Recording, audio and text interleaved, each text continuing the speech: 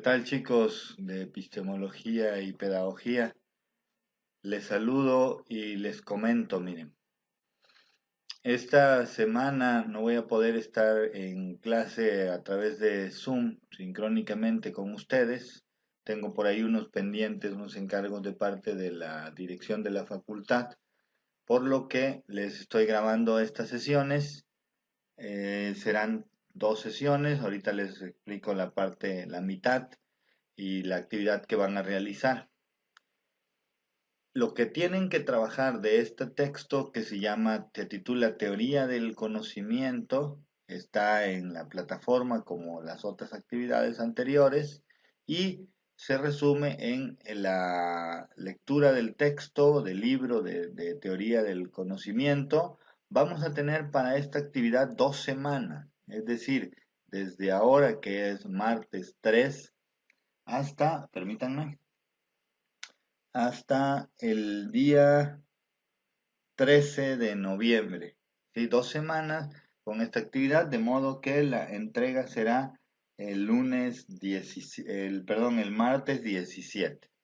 La voy a contemplar.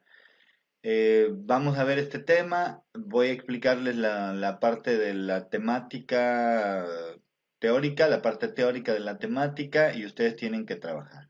Tienen que realizar ejemplos de cada uno de estos ismos o paradigmas, posturas que ya hemos venido comentando algunos de ellos.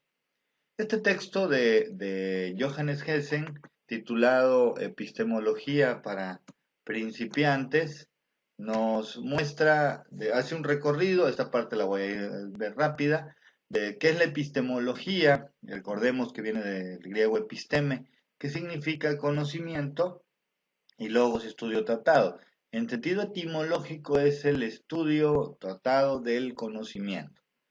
Ya con su definición aceptada que hemos revisado a lo largo de esta materia, se refiere a la disciplina científica encargada del origen, o sea, la génesis, origen, evolución de los conocimientos científicos, es decir, cómo surge un conocimiento de tipo empírico, de tipo coloquial, social, y obviamente la epistemología se centra en los orígenes del conocimiento científico, cómo es que una ciencia llega a ser considerada como tal, y cómo estos evolucionan a lo largo de para considerarse como la ciencia actual que estamos utilizando.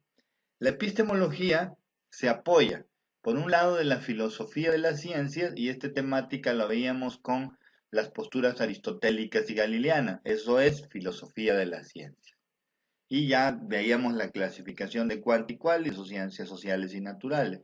Y la teoría del conocimiento, que es esta que estamos revisando, refiere a la manera en que se concibe la realidad de diferentes posturas y habla básicamente de 5 problemas fenomenológicos que vamos a ir revisando.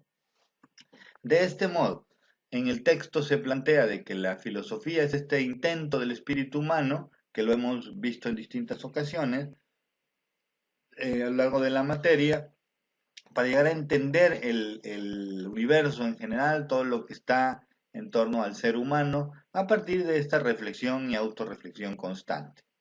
La filosofía como tal, desde esta perspectiva, tiene 3 grandes bloques: lo valorativo, lo teórico y lo práctico. En lo valorativo se refiere a la apreciación desde la parte teórica del universo, hablamos de la metafísica, de la teoría del universo. La fase práctica tiene que ver con la teoría de los valores, en concreto disciplinas como la estética, la ética, la religión, que son como del común, pero a partir de un fundamento filosófico. Y en la teórica, que es donde estamos ubicándonos, es la parte lógica, la de la teoría del conocimiento. De este modo, la teoría del conocimiento se define como una explicación o interpretación especulativa del conocimiento humano. De modo que vamos a ver cómo se origina, cómo vamos a buscar descripción, explicación, interpretación, y ojo que aquí están los 2 paradigmas, uno explica, otro interpreta, cuántico y cualitativo, del conocimiento, cómo es que se llega a ello. En este caso, la teoría del conocimiento se centra en la teoría del pensamiento verdadero, teoría material de la ciencia y la teoría de los principios materiales. Esto nos lleva a la parte objetiva del pensamiento. Lo que pensamos tiene una existencia, una presencia, es decir, es objetivo o solo queda en ideas, en subjetividades, en apreciaciones que no tienen ninguna alteración de la realidad. Este esquema, grábenselo, ténganlo como muy presente porque es la esencia de la fenomenología. De acuerdo a la epistemología, el conocimiento se obtiene a través de la interacción de un sujeto, que puede ser una persona, hacia un objeto. Y el objeto puede ser otra persona o conjunto de personas, un hecho o un objeto. Es decir, yo puedo interactuar con una flor, con una mesa, con una ventana, con un árbol, son objetos. También puedo interactuar con otras personas, por ejemplo, sus compañeros de clase, su familia, el grupo de egresados del bachillerato cuando se reúnan o lo hagan habitualmente, etcétera. Y también con situaciones, la democracia, la libertad, el colectivo, el feminismo, el machismo, la reprobación, etcétera. Todos esos elementos, hecho, persona o cosa, se le llaman un objeto. Entonces, el objeto de estudio, objeto del conocimiento, es valorado a través de un sujeto. En este caso, lo hemos dicho, el objeto de estudio de la pedagogía es la educación. Entonces, el objeto es movible, la educación como tal es un objeto, un fenómeno que se estudia. Y tiene una característica que se llama ontológica. Onto, si dividimos, se refiere al ente, ¿sí? Que tiene una existencia, ¿sí? Entonces la ontología estudia o trata, lógico, logos, acuérdense de la raíz etimológica, estudia la existencia de los entes. Y el ente es un objeto, tiene una presencia física o abstracta. La parte psicológica del sujeto, donde está mente, vivencias, creencias, ideología y demás, influyen en la manera en que vemos el objeto. Esto es, que en la interacción del sujeto al objeto se genera conocimiento. Aquí, así a grandes rasgos, interacción sujeto-objeto se genera conocimiento, pero hay distintas posibilidades. Uno, que lo que yo piense como sujeto influya en el objeto. El ejemplo que le he dado del fuego, que si yo veo un fuego, dependiendo de si soy bombero, me gusta comer carnes asadas, si estuve quemado en un accidente donde había fuego, etcétera, esa experiencia del sujeto cambia la característica del objeto, del fuego, porque ya lo voy a ver de manera distinta. También eso es que el sujeto influye en el objeto, la carga emocional. Pero también puede ser al revés, que el objeto influye en el sujeto. Por ejemplo, si alguno de ustedes, espero que no, haya tenido la experiencia de haber reprobado una materia, ya saben, ya conocen, ya vivieron la reprobación. No creo que haya sido muy agradable, o quizás sí, no sé. Eh, ese objeto, la reprobación, influye en el sujeto. Yo no quiero reprobar. Y cada vez que escucha la palabra reprobación, viene la carga otra vez. Porque el objeto me está influyendo a mi sujeto. Y también hay una influencia bidireccional. El sujeto influye al objeto, el objeto influye al sujeto. Y esto es como generalmente construimos el conocimiento. Y el conocimiento tiene una cualidad que es lógica. Yo no puedo aprender o retomar o generar conocimiento de cuestiones que no resultan del todo lógicas. Esto se explica a través de la fenomenología, directo al glosario, que es se encarga de aprehender, con H, de tomar, aprehender la esencia del fenómeno concreto. No lo que yo creo del fenómeno, sino la esencia concreta del fenómeno sin alteraciones, sin subjetividades. En este sentido, desde la fenomenología se puede ver la relación del sujeto-objeto, el sujeto determina al objeto, lo que les comentaba, ¿no? Y también desde el sujeto, quién es el que genera las características del objeto. Por ejemplo, ustedes que no conocen la facultad de pedagogía, sí pueden generar una idea, una imagen del objeto de la facultad, que puede o no coincidir con la situación real. Y el objeto, que también que cuando vivencien, estén en la facultad de pedagogía, va a superar, rebasar o contrastar, emparejar las características que ustedes le habían atribuido a este objeto del conocimiento. Ahora, en esta relación sujeto-objeto del conocimiento, hay 5 problemas fenomenológicos. Cada uno de estos 5 problemas los vamos a ir viendo. Eh, Vamos a ver nada más por este video la posibilidad del conocimiento. ¿Es posible que el sujeto conozca el objeto o no?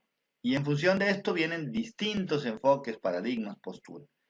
Vamos a analizarla. En el siguiente video les comparto origen y esencia del conocimiento. En el siguiente las especies del conocimiento y cerramos con el criterio de la verdad. De modo que en espera mientras termino el proyecto que estoy colaborando con la universidad y la facultad, les voy grabando estos videos sobre estos temas.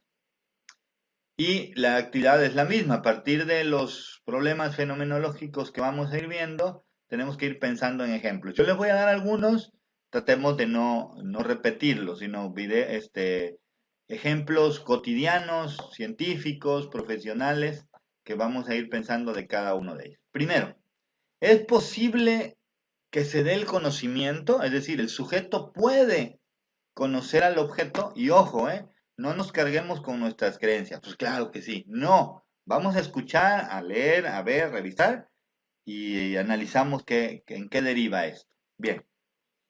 Lo primero se llama dogmatismo. Todos los enfoques o paradigmas terminan en ismo, ¿sí? Entonces, el dogmatismo, este paradigma, este enfoque, acepta la posibilidad y realidad del contacto entre sujeto y objeto. Es decir, afirma categóricamente, pues claro que es posible conocer, que el sujeto conozca el objeto. Si no, pues no se podría construir conocimiento, ¿sí? Y señala que los objetos que nosotros analizamos, un teléfono, una computadora, una situación como la migración, las relaciones internacionales, o un objeto como una mesa, una ventana, etcétera, o a otra persona o tipo de personas, la depresión, el TDAH, la educación, la enseñanza, etcétera. Todo esto nos llega tal cual directo desde su corporeidad. Corporeidad tiene que ver con el cuerpo, el cuerpo de elementos que conforman al objeto, persona o hecho. Y a partir de esto, el dogmatismo se divide en dogmatismo teórico, que es todo lo que ya está construido en cuanto al conocimiento a lo largo de la historia, ya da una muestra inequívoca de que es posible que el sujeto conozca el objeto. Y ahí están los libros, ahí está la teoría, las leyes, toda esta información y conocimiento general. Hay un dogmatismo ético, en donde se da por conocimiento solo lo que se vincula a los valores. Y hay un dogmatismo religioso que atribuye a estas cuestiones divinas, religiosas, teológicas, una posibilidad del conocimiento, dando por hecho que así fue, como lo marca la religión, como lo marcan los valores o como lo marca la teoría y la ciencia. Es decir, ¿puede el sujeto conocer al objeto? Sí, categóricamente. Viene la parte contraria, el escepticismo. Aquí niega categóricamente que es posible que el sujeto conozca el objeto y viceversa, porque no existe ninguna verdad. Es decir, no es lo que tú me dices, no es verdadero, no es cierto, no es válido, no es científico, no es posible, porque soy escéptico. Niego esta parte. Y bueno, hay distintos grados de niveles o grados. El primero es el radical o absoluto. ¿Es posible conocer? No, nadie puede conocer nada y lo que conoces no está dado como es, sino solamente son atribuciones o creencias que tú le generas al objeto. Vamos gradualmente, un escepticismo lógico dice que no es posible conocer en general. El radical no es posible conocer en particular, referido a las personas y a los hechos. El escepticismo metafísico dice que no es posible conocer lo que no es tangible. Y algunos de ustedes han opinado de que la realidad es lo tangible, lo concreto y que lo que no es visible no está, no existe y por tanto no lo puedo conocer. Eso dice el escepticismo metafísico. El escepticismo ético se centra en que no es posible el conocimiento de la moral. Aquí hablamos de actos sociales, de hechos que tienen que ver con ciertas condiciones culturales, sociales, legales incluso, y de lo permisivo socialmente o no. ¿Sí? Y aquí ejemplos pueden surgir, ¿no? Distintos. De lo religioso no es posible el conocimiento religioso. Niega todo esto en lo que está cimentado la religión o las distintas religiones a partir de decir que no, nada es cierto, ni lo religioso, ni lo científico. Lo metódico, imagínense, estos de escepticismo metódico tienen un método para decir que lo que no es posible conocer. Entonces, ellos dicen, no es posible que tú conozcas y hay una serie de pasos. Hay un método anticientífico, sería algo similar, ¿no? Y el sistemático implica una posición de principio, ¿ok? No es posible, pero vamos analizando a ver si llegamos a que sea posible. Entonces ya es como el más ligero de los escepticismos y se va ampliando, ¿no? Yo no creo en los extraterrestres, pero pues veamos, ¿no? Muéstrame evidencias y vamos viendo si llegamos a él. De cada uno de estos elementos, dogmatismo, teórico, ético, religioso, escepticismo radical hasta sistemático, hay que hacer ejemplos cotidianos o ejemplos profesionales o científicos.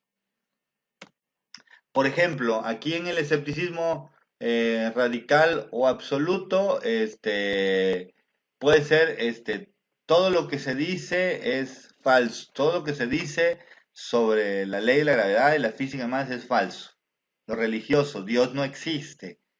En lo metafísico, si yo no puedo ver algo o tocar, no existe. Así, tal cual, ejemplos. Llegamos a un punto intermedio, digamos, en donde le llaman subjetivismo y relativismo. Aquí dicen, bueno, no hay una verdad universalmente válida. ¿De qué depende? Del sujeto, el subjetivismo. Y el relativismo afirma al del contexto, ¿ok? Es posible conocer, pero dependiendo de las condiciones del sujeto. Es posible conocer, pero en un contexto. Ejemplos del subjetivismo. Aquí lo atribuye al sujeto solamente. Y hay un subjetivismo individual en donde yo creo y pienso y soy libre de expresar cualquier situación referido a las ideologías religiosas, personales, sociales, emocionales, afectivas, cognitivas, etc. De modo que yo puedo decir, los compañeros de la materia de epistemología son buenas personas. Subjetivo, individual. Pero si ya fuese un subjetivismo general, la mayoría de personas van contribuyendo a la misma verdad. Y esto va convirtiéndose en una verdad más intersubjetiva, hasta llegar a general, que es básicamente universal. Y así, de la subjetividad de una creencia de una persona, llámenle Albert Einstein, Galileo, Aristóteles o alguno de los teóricos que revisamos en la actividad anterior. Y cómo ellos llegaron hasta convertir una cuestión subjetiva a una objetiva cuando todos los de una comunidad científica estuvieron de acuerdo. Es decir, el subjetivismo es de personas. Entonces yo puedo afirmar que tal comida es mejor que otra, subjetiva e individual. O puedo señalar que tal lugar, restaurante es mejor que otro, subjetiva. O puede ser una cuestión más general de algo coloquial o científico que ya va creciendo en ese sentido en cuanto a ideas que confluyen hacia la misma posibilidad de que eso que acabo de afirmar es o no verdadero. Y el relativismo, aquí tiene que ver con la parte del tiempo, la cultura. Un ejemplo muy concreto es que primeramente se pensaba que la Tierra era plana y era un hecho universal. Posteriormente se pensaba que eran una tortuga y unos elefantes encima de la tortuga y encima de los elefantes estaba como la tierra plana, el fragmento, y eso era verdad. Y era relativo en ese contexto. Posteriormente que la tierra era esférica, redonda. Y después se pensó que la Tierra era el centro del universo y que todos los planetas del sistema solar y todo giraba alrededor de ellos, en una perspectiva muy geocéntrica. Posteriormente, que la Tierra está achatada un tanto de los polos y que no es redonda como tal, sino un poco más achatada, no totalmente elíptica, pero sí en esta figura. Y esa fue otra verdad. Y luego pasó a que no, que la Tierra es parte de y giramos alrededor del Sol en este sistema solar. Y luego que hay otro sistema solar. Y la semana pasada la NASA dice que hay algo que se llaman elfos, pero no son los elfos que nosotros conocemos en las películas, sino es una abreviatura de un proceso de energía que genera calor y movimientos. No son los elfos como de las películas y los libros que se han encargado de construir cognitivamente por ahí. Hay otra que se llama pragmatismo, dentro de este mismo primer bloque de fenomenología, ¿no? De decir que es posible, y dicen los pragmatistas, consideran como verdadero útil lo valioso y fomentador de vida. ¿Esto es útil? Sí, venga, yo soy pragmático, a lo que vamos. No me detengo a pensar en escepticismos y demás. Y entonces, si con una cinta más quien puedo arreglar algo, pues lo hago. Soy práctico. No tengo que sacar la teoría y el libro y el tratado de tal para fundamentar tal situación. Por ejemplo, en el ámbito pedagógico podemos tener distintas posturas, desde lo escéptico, no es que estos chamacos no aprenden, así despectivo. Creo que a estos jóvenes les cuesta aprender. Y hago afirmaciones. También puedo decir, todos los alumnos pueden aprender desde una perspectiva más dogmática. Desde una perspectiva más subjetiva, fulano de tal le cuesta trabajo aprender. Desde una perspectiva más relativa, los alumnos de estas generaciones les facilita o les cuesta más aprender. Desde una parte pragmática, les gusta aprender a través de videos, pues les hago videos. Vamos, o sea, ¿para qué le ando dando tanta vuelta? Entonces es como más pragmático.